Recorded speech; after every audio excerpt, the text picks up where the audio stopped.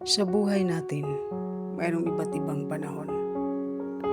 Kung dumating man sa buhay mo na may mga pinagdadaanan ka, embrace it and try to figure it out kung anong mga lesson sa buhay na pinaparanas sa'yo para maging matuto at maging matatag. Kung dumating man sa buhay mo na maging successful ka sa anong mga aspeto ng iyong ginagawa, be grateful and be the blessing to other people. Makikita nila that you are God's instrument. Kung dumating man sa buhay mo na nasasaktan ka, damdamin mo kung ano ang mga sakit at kung anong nararamdaman mo.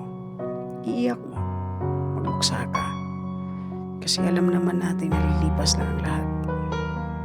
Kung dumating man sa buhay mo na masaya ka dahil nagmahal ka, i-enjoy mo lang, magpakatotoo ka.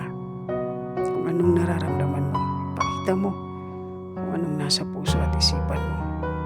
Kasi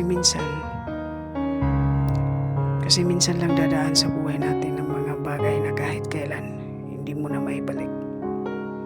Sa lahat ng bagay na gagawin mo, sulitin mo na. Maging masaya ka man, malungkot, successful, at lalo na kung nagmamahal ka.